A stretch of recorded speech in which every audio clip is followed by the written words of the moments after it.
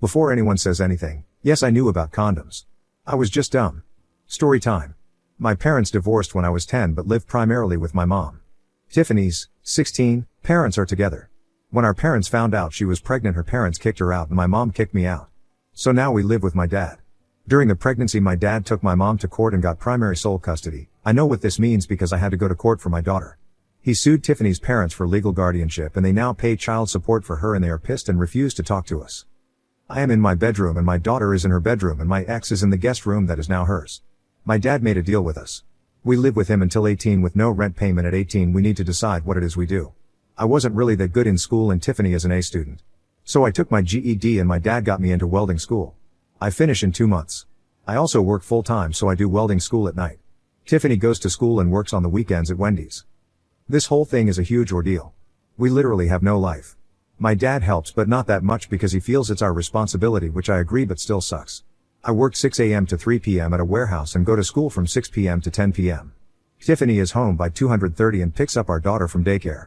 We help each other a lot and then I head off to school and she stays with her at home until I get home and do it all over again day after day. When our daughter was born, my dad made us go to court. We have 50-50 and I don't pay child support because she lives with us. Because I work full time I can get health care for my daughter and myself and that sucks. It costs me $300 a month and daycare is $400 a week. Literally Tiffany works just so we can pay for daycare and I pay for everything else. When we are short for cash my dad will help because he sees we are trying. My dad has been our rock. When we are tired and exhausted he will step in and give us a break here and there, but he makes sure we have everything we need and keeps us motivated. Tiffany wants to apply to college soon and I am worried because I don't want to keep living with her and I don't think I can keep our daughter full time as a welder working 12-hour shifts. But she says she will start at community college and work but wants to stay with us living together since it's easier. Since I will be working and it will be best for us to stay with my dad. But my dad said at 18 we have to pay rent. She doesn't mind but I don't want to keep living with her because we aren't together. I am unsure how to tell her this. My dad thinks she should stay with us as long as she is a full-time student to finish her degree because I'm already getting my career. I just feel that all this is unfair because the burden is on me. I guess I am ranting because I am scared and unsure of what all this means. Edit. I guess my thing about her living with us is that we are more like siblings now. We get along and joke and stuff but since she is my ex I feel weirded out by it. Maybe I need to take a breather since everyone is saying it's a good thing. Also I needed to hear it from other people and not just my dad and he is pretty solid and I should thank him, maybe take him for dinner or something. Second edit, my dad isn't kicking us out at 18, but he wants us to be realistic to the world and pay bills. The money he gets from Tiffany's parents he just gives it to her. She is saving up money for a car and uses other money for her specific foods and clothes. Before I became a dad my dad always wanted me to live with him at 18 and figure it out and stay with him and save money to buy a house. When he found out I was going to be a dad he wasn't mad but disappointed and said everything has to change. He also is paying for my welding school of $20,000 and he bought me my car but I do have to pay my own insurance. He does help as long as he sees we are trying and not being lazy. When school recently started he took my daughter to daycare every morning and helped Tiffany with a routine to get school work done. Final edit. I have to get to class now. Tiffany wants to be a nurse or PA but the college told her nursing school is hard to get into and it's best to have a high school diploma, which is why she is still in high school and working the weekends. But someone mentioned a dual thing for community college and we will look into that. So we couldn't get daycare assistance because we are minors and they used my dad's salary. The funny thing is I can't open a checking account for myself because I am a minor but the bank allowed me to open a children's account for my daughter because I am her parent. Lol, the irony. I read every single comment and it's given me a different PO5 and one guess college seems so far and I was counting years but it's really not that bad. She is like a sister now and those who asked I doubt we will get back together. Honestly I am not thinking about anything like that right now. I am too tired to think of a relationship or that type of future. Update: I 16M have a 4-month-old daughter. XGF wants to go to college. I feel like I need to update but here it goes. Tiff and my dad went to the school and were able to get her enrolled in college courses because of her grades. She won't graduate HS way too fast but she will have enough to finish HS hours by next December, so 6 months early. She reapplied for assistance, we got a voucher for daycare so now it's $50 a week. She quit her job so she can focus on school but she doesn't start college until spring, so that's cool, it gives her some time. She still wants to be a nurse, so that's cool too. I got a new job that pays more as a forklift operator and will give me an internship for welding, which I won't be able to start until November/December until I finish my classes, and then I have to do a 2-month internship, but they are paying me really good. I started Monday. My dad and I had a long talk about my fears and he reassured me that it's okay to be scared but we have a game plan. He is fixing up the basement to make 2 bedrooms and a living room like a little apartment because he said Tiff and I will need space as we grow. He wants me to buy the house when I am 18 like he did with his parents, and he will help me pay it as long as Tiff gets to stay until she finishes college and let her make her own choice. We all agreed this is the best option and we are all really much happier now. I guess I just needed to let it out. Tiff and I are great while being parents is hard, but it's been good now that we feel a bit more secure. My mom and Tiff's parents still haven't spoken to us because we aren't married. Which does make me sad, but it's okay. We have my dad. Tiff's grandparents bought her a car and said that's all they can do for her and not to contact them again until we are married. The car needs some work, but I'm going to pay for it to fix it up. It needs brakes, suspension and some regular maintenance. My dad finally told me what all happened and I didn't know, but it made me open my eyes to all of this. My dad met my mom in HS2 and they were together and got caught kissing. Since my mom's family are Baptist, they forced my dad to marry her. I didn't know in Missouri parents can marry their kids at 15, which is why my dad has been so protective. They were going to marry Tiff and I because she was pregnant, and when my dad stepped in they couldn't do it. My mom and Tiff's dad went and got a license for us and were going to marry us in their church. I guess I wouldn't have minded marrying Tiff, but I would rather do it later. But yeah, that's why they aren't talking to us. My dad did say if that happened he would help us get it annulled, but we have no intentions of speaking to them right now. He explained that Tiff is stuck, and while I might be afraid, she is even more afraid because she has no one, and I need to reassure her we are here for her as a family. I guess I couldn't see it that way, and it's good that I talked to him. I hugged my dad and I have been hugging him every day now, and it's nice, it's made us closer. All of this information made me pretty sad and grateful at the same time, and it helped Tiff and I really start talking more. Like we talked but we didn't talk, and I didn't know she was scared too. We are now doing days for us to be kids, as my dad says. So we both hang out with our friends who still talk to us at least once a week, and Tiff and I do a lot of stuff on the weekends now that she doesn't work. Like taking Jelly to the park and going for walks, and we did a pumpkin patch. Jelly seems to be happier too, and Tiff doesn't seem as tired anymore. Anyway, thanks everyone for the help, tips and encouragement. I doubt I will update again and just lurk for parenting advice. Edit. Just want to say thanks for thinking I'm a great dad, but I don't believe it just yet. I depend a lot on my dad to help me. Tiff and I are trying. We do take parenting classes that they offer us a lot of advice, and we have made friends there, which is nice. But I don't think we would be this prepared without my dad. Also, Tiff is on WIC and we take parenting and co-parenting classes. It's my dad's rules. Now on to the next story. Story 2. My husband doesn't want to spend time with his family. I've gotten closer to one of our friends and am now in love with him. I'm not sure this is the best place for this type of thing, but if Teresa a better place, please point me in the right direction. So, me, F31, and my husband, M32, have a 4-year-old daughter together. Same old story, great in the beginning, the usual small arguments, and especially since having our daughter, Hess way more distant. Would rather spend his time playing video games than spend time with me or our daughter. Oh, and if Hess not playing games? Hess on YouTube on his phone, watching people play games. We have a tight friend group that I married into, so to speak. 14 of us. Everyone at least went to high school with each other, some went to elementary. I'm the only outsider. Around 8 months ago, a couple from this group bought a house very close to ours.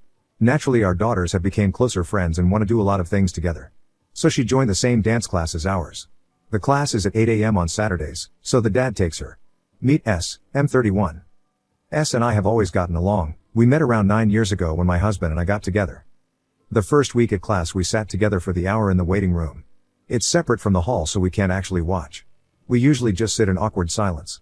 S is quite a funny guy, so it flew by with his company. The next week Hess there and says Hess going to get a coffee instead of sitting in that room. I'm welcome to join if I'm not busy. I agree and we get in his car. We end up stuck in traffic, so by the time we get there Therese not much time left to sit in and have it, so we get it to go and sat for 20 minutes in his car. That's fine. The next week he says Hess doing the same thing. I'm welcome to join. We go again, and this time, I don't know why, but I got very paranoid about it. I asked if we could just get it in the drive-thru and stay in the car again. He says sure, and we end up passing his phone between us, picking terrible songs from our childhood for the hour. It was actually quite fun.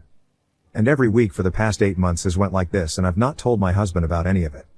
I lost my dad a few months ago and my husband just didn't care. No compassion. No comforting. Nothing. I couldn't believe the man I married was acting this way when I needed him most.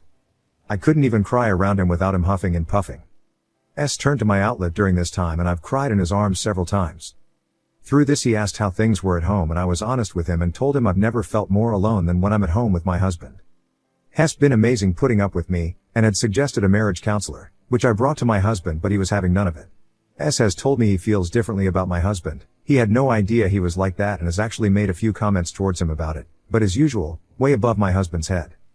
I've lost feelings for my husband, and probably did a long time ago. And have fallen for S hard. I feel wrecked with guilt. Confused. Hurt, sad, But all of that goes away when I see his face. I want to add here that in no way has S ever been inappropriate to me. Hess never acted creepy, never said anything suggestible, never caught him staring, nothing at all that would suggest he has alternate motives. But I'm ashamed to admit, the only reason we haven't kissed or had sex is because Hess never made a move. I'm scared because the way he makes me feel, I don't think I would say no or pull away. There's been a few times after seeing him when I get home that all I do is wish he did make a move. And that makes me a horrible fucking person. This all sounds crazy for someone I spend an hour with every morning at the weekend, but it's spilled over to other clubs our kids go to. They'll see him at nursery. I started matching our dog walking times some days so we will see each other. If Terry's an excuse to see him, I'll find it and use it. I know this is bad, and I need to do something about it, but when it comes to it, I never do anything, because I don't want to. Then hours after I'm battling my head telling myself I need to stop and I need to sort my marriage, whether that be working on it or separating. I want to tell S how I feel, but I don't want to look like a fool. I don't want to scare him. What if it blows up their marriage? What if our kids can't see each other? What happens to the friend group if this gets out? It's a fucking mess. I don't know what to do because we will still see each other a lot. My husband would never take our daughter to classes, so I'm stuck with that. I always do the nursery runs. How can I get over him if Hess everywhere? Update 1. Seeing as my last post got an overwhelming amount of attention, I thought I would post an update.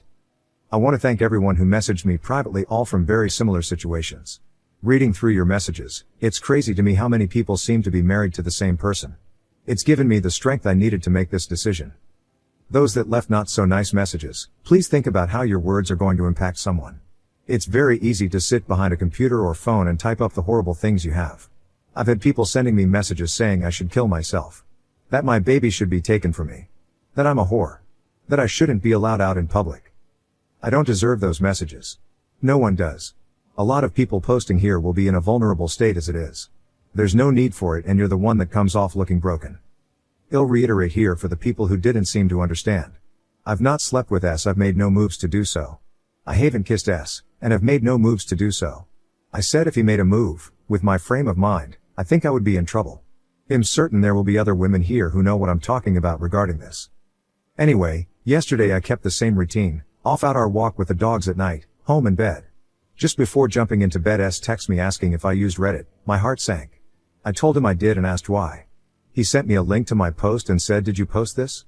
I admitted it was me, and waited for the ground to swallow me up. He replied with wow, and a few minutes later texted me saying not to stress. He won't tell anyone. Take the night to myself and think things over, and we will talk tomorrow, which is now today. He told me we were going to sort it out. Everything will be fine, but we need boundaries. I was a wreck last night, but after a few hours I calmed down. Didn't get much sleep.